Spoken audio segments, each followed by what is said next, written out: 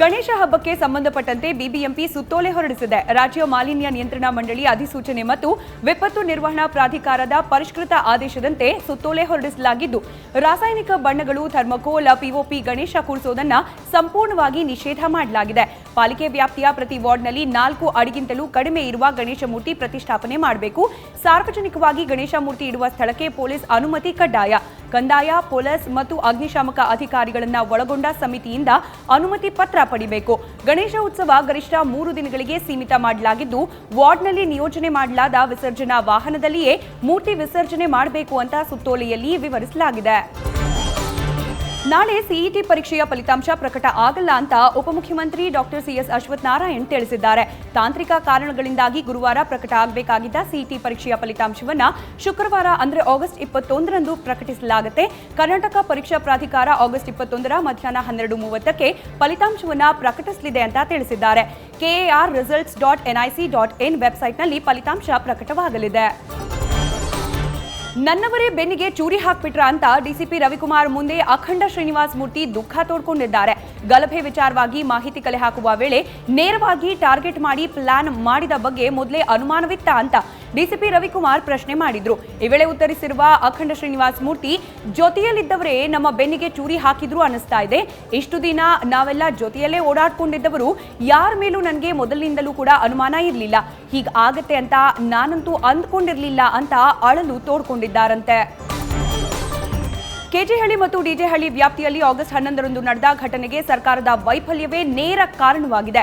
ಈ ಘಟನೆಯ ತನಿಖೆ ನಿಷ್ಪಕ್ಷಪಾತವಾಗಿ ನಡೀಬೇಕಾದ್ರೆ ಹೈಕೋರ್ಟ್ನ ಹಾಲಿ ನ್ಯಾಯಮೂರ್ತಿಗಳಿಂದಲೇ ತನಿಖೆ ನಡೀಬೇಕು ಅಂತ ಮುಖ್ಯಮಂತ್ರಿ ಬಿಎಸ್ ಯಡಿಯೂರಪ್ಪಗೆ ಪ್ರತಿಪಕ್ಷ ನಾಯಕ ಸಿದ್ದರಾಮಯ್ಯ ಪತ್ರ ಬರೆದಿದ್ದಾರೆ. ಗುಪ್ತಚರ ಇಲಾಖೆಯ ವೈಫಲ್ಯವೂ ಇದರಲ್ಲಿ ಎದ್ದು ಕಾಣ್ತಾ ಇದೆ. ಸರ್ಕಾರ ತನ್ನ ಕರ್ತವ್ಯವನ್ನ ಸಮರ್ಪಕವಾಗಿ ನಿರ್ವಹಿಸೋದು ಬಿಟ್ಟು ವಿರೋಧ ಪಕ್ಷವಾದ ಕಾಂಗ್ರೆಸ್ ಮೇಲೆ ಗೂಬೆ ಕೂರಿಸ್ತಾ ತನ್ನ ವೈಫಲ್ಯವನ್ನ ಮುಚ್ಚಾಕೊಳ್ಳೋಕೆ ಪ್ರಯತ್ನಿಸುತ್ತಿದೆ ಅಂತ ಸಿದ್ದರಾಮಯ್ಯ ದೂರಿದ್ದಾರೆ. ಇನ್ನು ಪ್ರವಾದಿಯವರ ಬಗೆಗೆ ಕೆಟ್ಟ ಚಿತ್ರ ರಚಿಸಿ ನವೀನ್ ಎಂಬ ಹುಡುಗನಿಗೆ ಕೊಟ್ಟವರು ಯಾರು? ಆ ಚಿತ್ರಗಳು ಸೋಷಿಯಲ್ ಮೀಡಿಯಾಗಳಿಗೆ ಬಿತ್ತರಿಸೋಕೆ ಕಾರಣರಾದವರು ಯಾರ್ಯಾರು? ಇದರ ಹಿಂದೆ ದೊಡ್ಡ ಪಿತೂರಿ ಇದ್ದಂತಿದೆ. ಈ ಕುರಿತು ಸಮರ್ಪಕವಾದ ತನಿಖೆ ಆಗಬೇಕು ಅಂತ ಆಗ್ರಹಿಸಿದ್ದಾರೆ.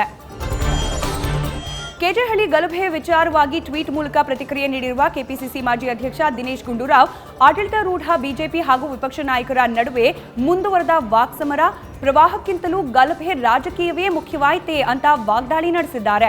ಬಿಜೆಪಿ ನಾಯಕರ ವಿರುದ್ಧ ಕಿಡಿಕಾರಿರುವ ಅವರು, ಅರ್ಜುನನಿಗೆ ವೈರಿ ಕೊಳ್ಳುವ ಚಿಂತೆ, ಭೀಮನಿಗೆ ಅನ್ನದ ಚಿಂತೆ, ಯುಕ್ತಿ ಬಲ್ಲವನಿಗೆ ತತ್ವ ಹೇಳುವ ಚಿಂತೆ, ಬಿಜೆಪಿ ನಾಯಕರಿಗೆ ಪ್ರವಾಹವಿದ್ರೂ ಕೂಡ ಹೆಣದ ಮೇಲೆ ರಾಜಕೀಯ ಮಾಡುವ ಚಿಂತೆ ಅಂತ ಟೀಕಿಸಿದ್ದಾರೆ. ಸಂಸದ ಕರಡಿ ಸಂಗಣ್ಣಗೆ ಕೊರೋನಾ ಪಾಸಿಟಿವ್ ವರದಿಯಾಗಿದ್ದು, ಟ್ವೀಟ್ ಮಾಡಿ ಸಂಸದರೇ ಮಾಹಿತಿ ನೀಡಿದ್ದಾರೆ. ನನ್ನ ಕೊರೋನಾ ಪರೀಕ್ಷಾ ವರದಿಯಲ್ಲಿ ಪಾಸಿಟಿವ್ ಬಂದಿದ್ದು, ವೈದ್ಯರ ಸಲಹೆಯಂತೆ ಮನೆಯಲ್ಲೇ ಚಿಕಿತ್ಸೆ ಪಡೆಯುತ್ತಿದ್ದೇನೆ. ನನ್ನ ಭೇಟಿಯಾದ ಕಾರ್ಯಕರ್ತರು ಹಾಗೂ ಮುಖಂಡರು ಯಾರಿಗಾದರೂ ಕೊರೋನಾ ಲಕ್ಷಣಗಳು ಕಂಡು ಬಂದರೆ ತಕ್ಷಣವೇ ಪರೀಕ್ಷೆ ಮಾಡಿಸಿಕೊಳ್ಳಿ. ಕ್ಷೇತ್ರದ ಜನರ ತುರ್ತು ಕೆಲಸಗಳಿಗೆ ನನ್ನ ಆಪ್ತ ಸಹಾಯಕರನ್ನ ದೂರವಾಣಿ ಮೂಲಕ ಸಂಪರ್ಕಿಸಬಹುದು ಅಂತ ಟ್ವೀಟ್ ಮಾಡಿದ್ದಾರೆ. ಮೀನಿಗಾಗಿ ಹಾಕಿದ್ದ ಬಲೆಯಲ್ಲಿ ಮೊಸಳೆ ಸಿಕ್ಕಿಬಿದ್ದಿರುವ ಘಟನೆ ಉತ್ತರ ಕನ್ನಡ ಜಿಲ್ಲೆಯ ಭಟ್ಕಳ ತಾಲೂಕಿನ ಅಳ್ವೆಕೋಡಿ ಗ್ರಾಮದಲ್ಲಿ ನಡೆದಿದೆ. ಸಮುದ್ರದ ಅಬ್ಬರ ಹೆಚ್ಚಾಗಿದ್ದು, ಮೀನುಗಾರರು ಮೀನು ಶಿಕಾರಿಗೆ ಹಾಕಿದ್ದ ಬಲೆಯಲ್ಲಿ ಮೊಸಳೆ ಸಿಕ್ಕಿದೆ. ಇನ್ನೇನು ಬಲೆಗೆ ಭಾರಿ ಮೀನು ಸಿಕ್ಕೇ ಬಿಡ್ತು ಅಂತ ಸಂತೋಷದಲ್ಲಿದ್ದ ಮೀನುಗಾರರು ದಡಕ್ಕೆ ಬಲೆಯನ್ನ ಎಳೆದಾಗ ಬಲೆಯಲ್ಲಿ ಮೀನುಗಳ ರಾಶಿಯೊಂದಿಗೆ ಭಾರೀ ಗಾತ್ರದ ಮೊಸಳೆ ಕೂಡ ಸಿಕ್ಕಾಕೊಂಡಿರುವುದು ಕಂಡುಬಂದಿದೆ. ಒಮ್ಮೆಯೇ ಬಲೆಯಲ್ಲಿ ಮೊಸಳೆ ಕಂಡು ಮೀನುಗಾರರು ಭಯಭೀತರಾಗಿದ್ದಾರೆ. ಸದ್ಯ ಅರಣ್ಯ ಇಲಾಖೆಯವರ ಸಹಾಯದಿಂದ ಮೊಸಳೆಯನ್ನ ಬಲೆಯ ಬಂಧನದಿಂದ ಬಿಡಿಸಿ ಸುರಕ್ಷಿತ ಸ್ಥಳಕ್ಕೆ ಬಿಡಲಾಗಿದೆ. ನದಿಯಲ್ಲಿ ಕೊಚ್ಚಿ ಹೋಗ್ತಾ ಇದ್ದ ಶ್ವಾನವೊಂದು ಕಷ್ಟಪಟ್ಟು ಪ್ರಾಣ ಉಳಿಸಿಕೊಂಡಿದೆ. ಗದಗ ಜಿಲ್ಲೆ ನರಗುಂದ ತಾಲೂಕಿನ ಕೊಣ್ಣೂರು ಸೇತುವೆ ಬಳಿ ರಭಸವಾಗಿ ನದಿ ನೀರು ಹರಿತಾ ಇತ್ತು. ಈ ವೇಳೆ ಶ್ವಾನ ಈಜ್ತಾ ನದಿ ದಾಟುವ ಸಾಹಸಕ್ಕೆ ಮುಂದಾಗಿದೆ. ಹೇಗೋ ಕಷ್ಟಪಟ್ಟು ಈಜ್ತಾ ದಡ ಸೇರಿದೆ. ದಡ ಮುಟ್ಟುವಷ್ಟರಲ್ಲೇ ಶ್ವಾನ ಹೈರಾಣಾಗಿ ಹೋಗಿದೆ. ಕೊನೆಗೆ ಹೇಗೋ ಬದುಕಿದೆಯಾ ಬಡ ಜೀವವೇ ಅಂತ ನಿಟ್ಟುಸಿರು ಬಿಟ್ಟು ಅಲ್ಲಿಂದ ಕಾಲ್ಕಿತ್ತಿದೆ. ಇನ್ನು ಶ್ವಾನ ಈಜಿ ದಡ ಸೇರುವ ದೃಶ್ಯವನ್ನ ಸ್ಥಳೀಯರು ಮೊಬೈಲ್ನಲ್ಲಿ ಸೆರೆ ಹಿಡಿದಿದ್ದಾರೆ. ಪಶ್ಚಿಮ ಘಟ್ಟ ಪ್ರದೇಶದಲ್ಲಿ ಭಾರೀ ಮಳೆಯಾದ ಹಿನ್ನೆಲೆಯಲ್ಲಿ ನದಿಗಳು ಉಕ್ಕಿ ಹರಿತಾ ಇವೆ. ಬೆಳಗಾವಿಯ ಗೋಕಾಕ್ ತಾಲೂಕಿನ ಘಟಪ್ರಭಾ ನದಿ ತುಂಬಿ ಹರಿತಾ ಇದ್ದು, ನಗರದ ಹಲವು ಬಡಾವಣೆಗಳಿಗೆ ನೀರು ನುಗ್ಗಿದೆ. ಹಳೆ ದನಗಳ ಪೇಟೆ ಉಪ್ಪಾರ ಓಣಿಗೆ ನೀರು ನುಗ್ಗಿ ಹಾನಿಯಾಗಿದೆ. ಗೋಕಾಕ್ ಪ್ರವಾಹದ ದೃಶ್ಯ ಡ್ರೋನ್ ಕ್ಯಾಮೆರಾದಲ್ಲಿ ಸೆರೆಯಾಗಿದೆ.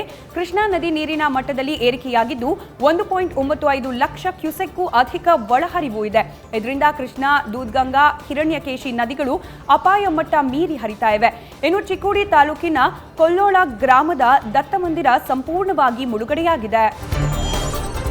ದೆಹಲಿಯಲ್ಲಿ ಸುರಿತಾ ಇರುವ ಸತತ ಮಳೆಯಿಂದಾಗಿ ಜನಜೀವನ ಅಸ್ತವ್ಯಸ್ತವಾಗಿದೆ. ಭಾರೀ ಪ್ರಮಾಣದ ಮಳೆಯಿಂದಾಗಿ ದೆಹಲಿ ಗುರುಗ್ರಾಮ್ ಎಕ್ಸ್ಪ್ರೆಸ್ ಹೆದ್ದಾರಿಯಲ್ಲಿ ನೀರು ತುಂಬಿಕೊಂಡಿದೆ. ಹೆದ್ದಾರಿಯೇ ಸಂಪೂರ್ಣವಾಗಿ ಜಲಾವೃತವಾಗಿದ್ದು ಸಂಚಾರ ಅಸ್ತವ್ಯಸ್ತಗೊಂಡಿದೆ. ಹಲವು ಕಡೆ ಮನೆಗಳು ಜಲಾವೃತವಾಗಿದೆ. ಇನ್ನು ಭಾರೀ ಮಳೆಯಿಂದಾಗಿ ದೆಹಲಿಯ ಸಾಕೇಟ್ ನಗರದ ಜೆ ಬ್ಲಾಕ್ ಬಳಿ ರಸ್ತೆ ಪಕ್ಕದಲ್ಲಿದ್ದ ಗೋಡೆ ಕುಸಿದು ಬಿದ್ದಿದೆ. ಪರಿಣಾಮ ಗೋಡೆ ಪಕ್ಕದಲ್ಲಿದ್ದ 6ಕ್ಕೂ ಹೆಚ್ಚು ಕಾರುಗಳು ಸಂಪೂರ್ಣವಾಗಿ ಜಖಂಗೊಂಡಿವೆ. ಇನ್ನು 2 ದಿನಗಳ ಕಾಲ ನಿರಂತರ ಮಳೆ ಸುರಿಯಲಿದೆ ಅಂತ ಹವಾಮಾನ ಇಲಾಖೆ ಮುನ್ಸೂಚನೆ ನೀಡಿದೆ. ಮಾಸ್ಕ್ ಧರಿಸದ ವ್ಯಕ್ತಿಗಳನ್ನು ಕೊರೋನಾ ತಪಾಸಣೆಗೆ ಒಳಪಡಿಸುವ ಕಾರ್ಯ ಧಾರವಾಡದ ಕಲಘಟಗಿಯಲ್ಲಿ ಪ್ರಾರಂಭವಾಗಿದೆ. ಕಲಘಟಗಿ ಪಟ್ಟಣ ಪಂಚಾಯತ್ ಬಳಿ ರ್ಯಾಪಿಡ್ ಆಂಟಿಜೆನ್ ಟೆಸ್ಟ್ ಕೌಂಟರ್ ಸ್ಥಾಪಿಸಿ ಮಾಸ್ಕ್ ಧರಿಸದೆ ತಿರುಗಾಡ್ತಾ ಇದ್ದ 130 ಜನರನ್ನ ಕೊರೋನಾ ತಪಾಸಣೆಗೆ ಒಳಪಡಿಸಲಾಗಿದೆ. ಈ ಪೈಕಿ 3ರಲ್ಲಿ ಸೋಂಕು ದೃಢಪಟ್ಟಿದ್ದರಿಂದ ಅಗತ್ಯ ಚಿಕಿತ್ಸೆಗೆ ಏರ್ಪಾಡು ಮಾಡಲಾಗಿದೆ. ಈ ವೇಳೆ ತಹಶೀಲ್ದಾರ ಅಶೋಕ ಶಿಗಾವ, ತಾಲೂಕು ಆರೋಗ್ಯ ಮತ್ತು ಕುಟುಂಬ ಕಲ್ಯಾಣಾಧಿಕಾರಿ ಡಾಕ್ಟರ್ ಬಸವರಾಜ ಬಾಸೂರ ಭಾಗಿಯಾಗಿದ್ದರು. ಕೊಟ್ಟ ಮಾತಿನಂತೆ 2ನೇ ಹಂತದ 100 ಹೊಸ ವೆಂಟಿಲೇಟರ್ಗಳು ಭಾರತಕ್ಕೆ ಬಂದಿಳಿಯೋಕೆ ಸಜ್ಜಾಗಿವೆ. ಭಾರತ ಸರ್ಕಾರ ಮತ್ತು ಭಾರತೀಯ ರೆಡ್ ಕ್ರಾಸ್ ಸೊಸೈಟಿಯೊಂದಿಗೆ US agency for international development ಮಾಡಿಕೊಂಡಿದ್ದ ಮಾತುಕತೆಯ ಅಡಿ ವೆಂಟಿಲೇಟರ್ಗಳು ಭಾರತಕ್ಕೆ ಬಂದಿಳಿತಾ ಇವೆ. ಈ ಕುರಿತು ಹೇಳಿಕೆ ನೀಡಿರುವ ಯುಎಸ್ ರಾಯಭಾರಿ ಕೆನೆತ್ ಜಸ್ಟರ್, ಈ ವೆಂಟಿಲೇಟರ್ಗಳನ್ನು ಭಾರತಕ್ಕೆ ಒಪ್ಪಿಸೋಕೆ ಸಂತಸವಾಗ್ತಿದೆ. ವೆಂಟಿಲೇಟರ್ಗಳು ಭಾರತ ಕೊರೋನಾ ಜೊತೆ ಹೋರಾಡೋಕೆ ಸಹಕಾರಿಯಾಗಲಿವೆ ಎಂದಿದ್ದಾರೆ. ಲಡಾಖ್ ಗಡಿಯಲ್ಲಿ ಖ್ಯಾತೆ ತೆಗಿತಾ ಇರುವ ಚೀನಾಗೆ ಭಾರತ ತಕ್ಕ ಪಾಠ ಕಲಿಸೋಕೆ ಮುಂದಾಗಿದೆ. ಚೀನಾ ತನ್ನ ಸೇನೆ ಜಮಾವಣೆ ಮಾಡ್ತಾ ಇದ್ರೆ ಭಾರತ ದೇಶಿ ನಿರ್ಮಿತ ಲಘು ಯುದ್ಧ ವಿಮಾನ ತೇಜಸ್ನ ಪಶ್ಚಿಮ ಗಡಿಯಲ್ಲಿ ನಿಯೋಜಿಸುವ ಮೂಲಕ ಶತ್ರು ರಾಷ್ಟ್ರಗಳಾದ ಚೀನಾ, ಪಾಕಿಸ್ತಾನ ಎರಡಕ್ಕೂ ಸಂದೇಶ ರವಾನಿಸಿದೆ. ದೇಶದ ಮೊದಲ ತೇಜಸ್ ಸ್ಕ್ವಾಡ್ರನ್ ಆಗಿರೋ 45ನೇ ಸ್ಕ್ವಾಡ್ರನ್ ಅಂದ್ರೆ ಫ್ಲೈಯಿಂಗ್ ಡ್ರ್ಯಾಗನ್ಸ್ನ ತಮಿಳುನಾಡಿನ ಸುಳೂರು ನೆಲೆಯ ಯುದ್ಧ ವಿಮಾನಗಳು ಸದ್ಯ ಪಾಕ್ ಗಡಿಗಳಿಗೆ ಹತ್ತಿರದಲ್ಲಿರುವ ನೆಲೆಗಳಲ್ಲಿ ನಿಯೋಜನೆಗೊಂಡಿವೆ. ಕೊರೋನಾ ವೈರಸ್ ಸಾಂಕ್ರಾಮಿಕ ಸಮಯದಲ್ಲಿ ಜನರ ಪ್ರಯಾಣಕ್ಕೆ ಸಹಾಯ ಮಾಡೋಕೆ ಸರ್ಕಾರ ವಿವಿಧ ಉಪಕ್ರಮಗಳ ಅಡಿಯಲ್ಲಿ 13 ಅಂತಾರಾಷ್ಟ್ರೀಯ ವಿಮಾನಯಾನ ಕಂಪನಿಗಳು 14 ವಿದೇಶಿ ಸ್ಥಳಗಳಿಗೆ ವಿಮಾನ ಕಾರ್ಯಾಚರಣೆ ಆರಂಭಿಸಲಿವೆ ಅಂತ ಬೆಂಗಳೂರು ಅಂತಾರಾಷ್ಟ್ರೀಯ ವಿಮಾನ ನಿಲ್ದಾಣ ತಿಳಿಸಿದೆ. ಅಂತಾರಾಷ್ಟ್ರೀಯ ಸ್ಥಳಾಂತರ ವಿಮಾನಗಳು ವಂದೇ ಭಾರತ್ ಮಿಷನ್ ಮತ್ತು ವಾಯು ಬವೆಲ್ ಒಪ್ಪಂದಗಳು ಕೆಂಪೇಗೌಡ ಅಂತಾರಾಷ್ಟ್ರೀಯ ವಿಮಾನ ನಿಲ್ದಾಣದಿಂದ 14 ಅಂತಾರಾಷ್ಟ್ರೀಯ ಸಂಸ್ಥೆಗಳಿಗೆ ಮರು ಸಂಪರ್ಕಿಸೋಕೆ ಅನುವು ಮಾಡಿಕೊಟ್ಟಿವೆ ಅಂತ ಬೆಂಗಳೂರು ಅಂತಾರಾಷ್ಟ್ರೀಯ ವಿಮಾನ ನಿಲ್ದಾಣ ಲಿಮಿಟೆಡ್ ಪ್ರಕಟಣೆಯಲ್ಲಿ ತಿಳಿಸಿದೆ. ಅಮೆರಿಕದಲ್ಲಿ ಚುನಾವಣಾ ಕಣ ದಿನದಿಂದ ದಿನಕ್ಕೆ ರಂಗೇರ್ತಾ ಇದೆ. ನವೆಂಬರ್ನಲ್ಲಿ ಅಮೆರಿಕದ ಅಧ್ಯಕ್ಷೀಯ ಚುನಾವಣೆ ನಡೆಯಲಿದೆ. ಹೀಗಾಗಿ ಮತದಾರರನ್ನ ಸೆಳೆಯೋಕೆ ಹಲವು ಕಸರತ್ತು ಮಾಡಲಾಗ್ತಾ ಇದೆ.